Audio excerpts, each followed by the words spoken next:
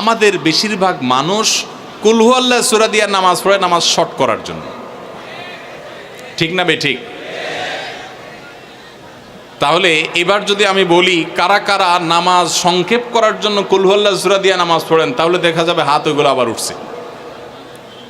তাহলে সংক্ষেপ করার উদ্দেশ্যে সূরা কুল হু আল্লাহ পড়লে সেটার কারণে আল্লাহর কাছে সওয়াব পাবেন না, বরং আপনার নামাজের মর্যাদা আরো কমবে। নামাজ কি সংক্ষেপে করতে হয় না লম্বা সময় নিয়ে করতে হয়? আমরা খাওয়াটা খুব ধীরে সুস্থে খাই, ঘুমটা খুব ঠান্ডা মাথায় যায়, কাজকাম খুব ঠান্ডা মাথায় করি, শ্বশুরবাড়ি গেলে খুব আস্তে ধীরে যাই, সব কাজগুলো আমরা ধীরে সুস্থে করা পছন্দ করি। শুধু নামাজের বেলা আসলে, জিকির তসবির বেলা আসলে আমরা 4G 5G গতিতে, তুফান মেইলের গতিতে যত তাড়াতাড়ি সম্ভব করার চেষ্টা করি। সব জায়গায় গতি ভালো না, মোবাইলের নেট স্পিডের গতি ভালো বুঝলাম, কিন্তু তেলাওয়াত যে যত ধীরে ধীরে করবে, নামাজ যে যত আস্তে আস্তে পড়বে, আপনি মসজিদে লক্ষ্য রাখবেন, আপনার মসজিদে যেই লোকটার নামাজে সবচেয়ে বেশি সময় লাগায়, যেই লোকটার 2 রাকাত নামাজে সবচেয়ে বেশি সময় ব্যয় করে, আপনি নিশ্চিত ধরে নেবেন এই লোকটার নামাজি হিসাবে তত আল্লাহর কাছে প্রিয় এবং শ্রেষ্ঠ। অতএব সময় নিয়ে নামাজ পড়বো তো ইনশাআল্লাহ। সূরা ইখলাস, এটাকে আমরা সাধারণত কুল হু আল্লাহ সূরা বলি, তাই না? ইখলাস মানেটা কি? আমরা যেহেতু এই সূরাগুলো নামাজের মধ্যে সবচেয়ে বেশি পাঠ করি, ঠিক না বেঠিক? এই সূরাগুলো অর্থাৎ শেষের দিককার সূরাগুলো আমরা যেহেতু বেশি নামাজের মধ্যে পাঠ করি, এই সূরাগুলোর অর্থ যদি আমি জানি, ব্যাখ্যা যদি আমি জানি, তাহলে নামাজের মধ্যে মনোযোগ ধরে রাখা সহজ হবে। কারণ আপনি মুখে কি পড়তেছেন আপনি নিজে অর্থ বুঝেন না, মন্ত্রের মতো পাঠ করতেছেন, যদিও না বুঝে পড়লেও আপনি সওয়াব পাবেন, কিন্তু না বুঝে পড়লে তো আর এই কোরআনে আল্লাহ কি বলেছে এটা জানতে পারবেন না, না জানলে সে অনুযায়ী আপনি আমলও করতে পারবেন না। এই জন্য আমাদেরকে বুঝতে হবে।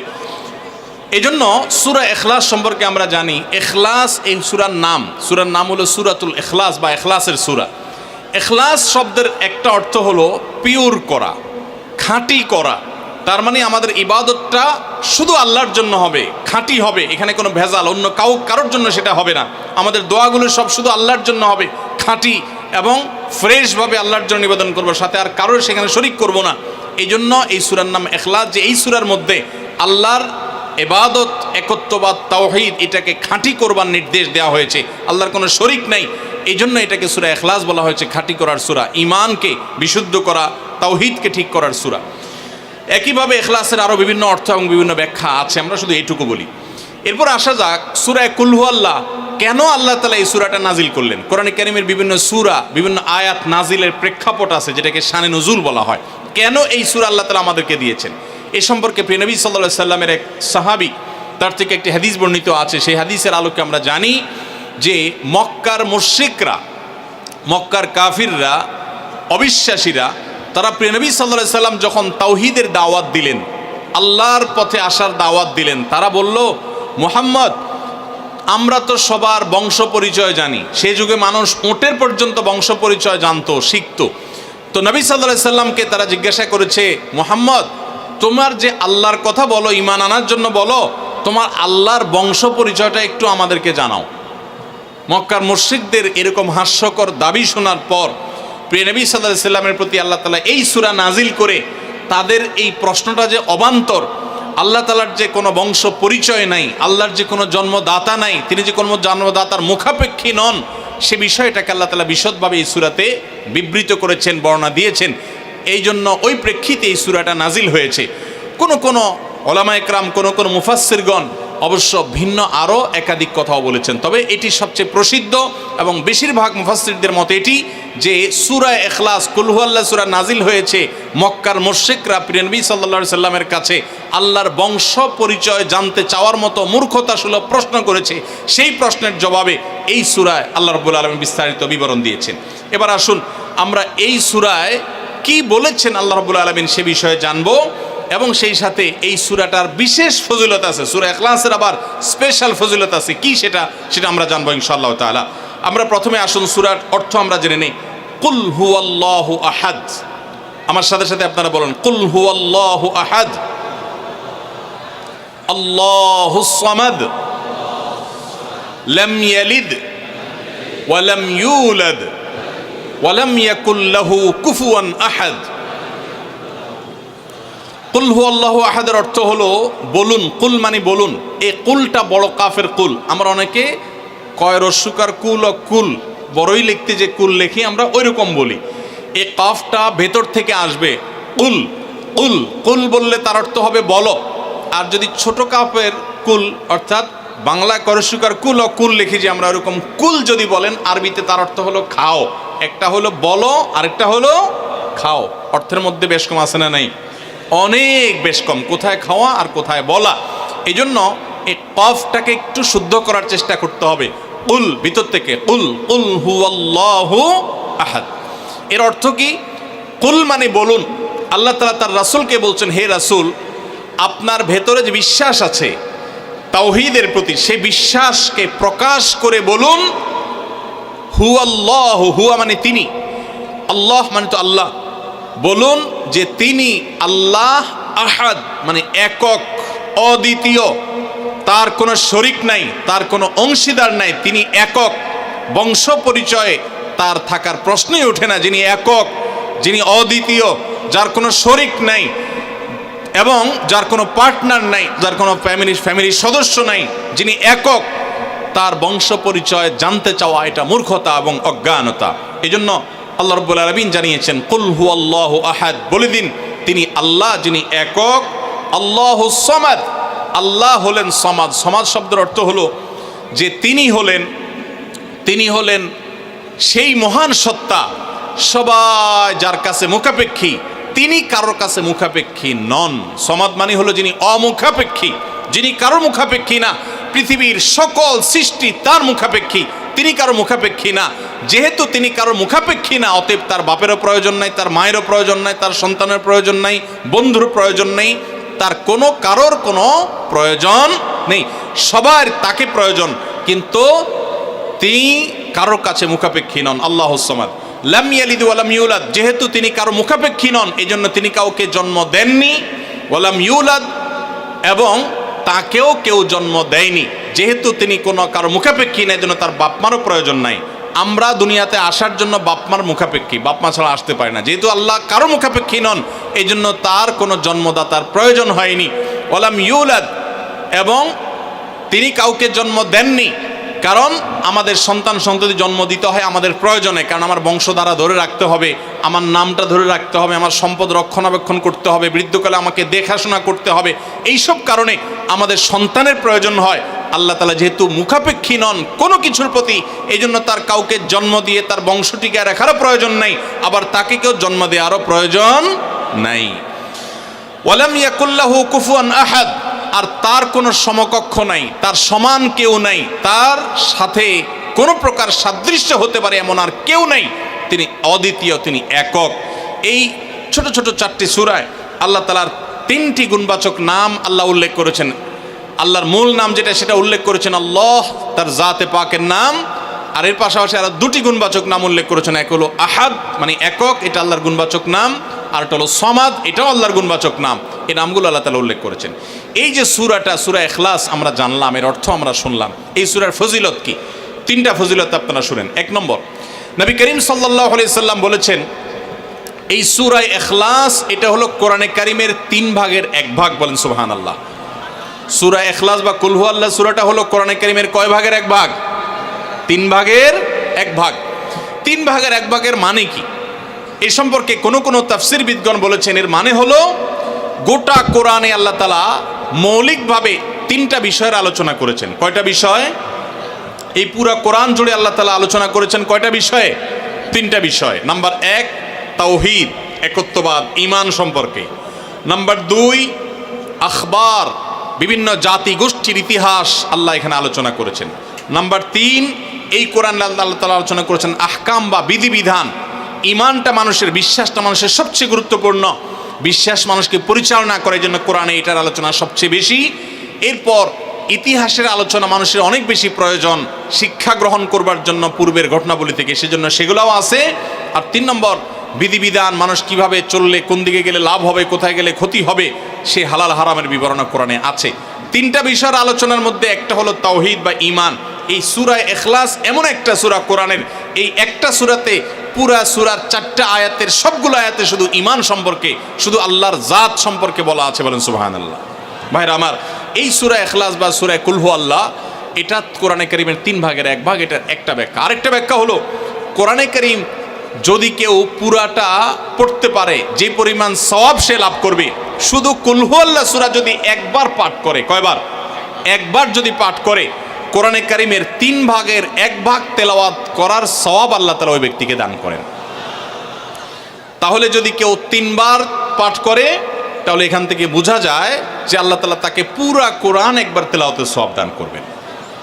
পুরা কোরআন কষ্ট করে তেলাওয়াত করলে সেটার যে মর্যাদা হবে সেটা অবশ্যই ভিন্নতর।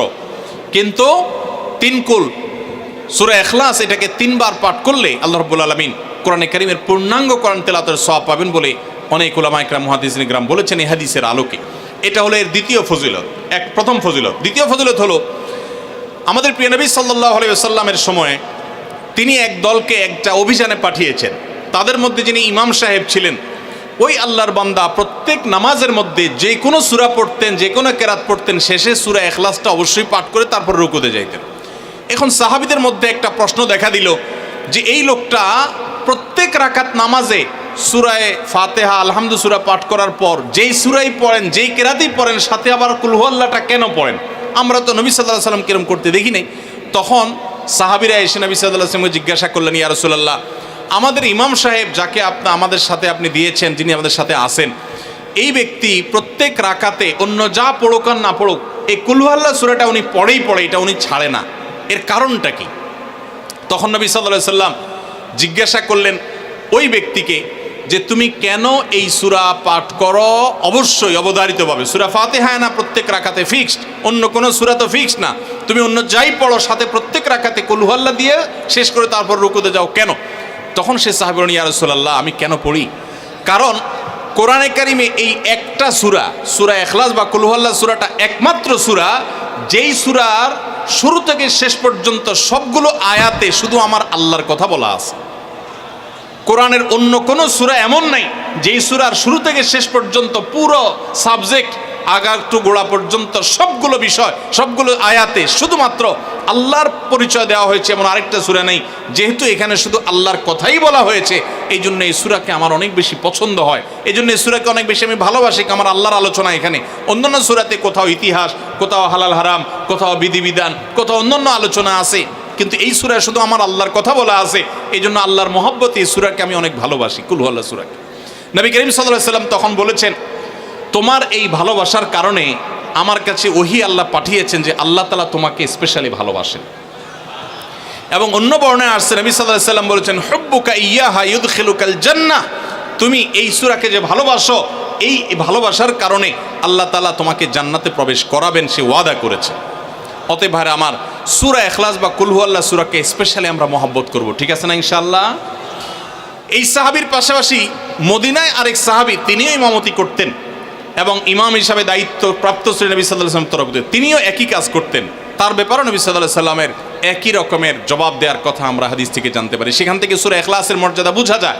আমরাও অনেকে সূরা ইখলাস প্রায় রাকাতে পড়ি, আছে না নাই?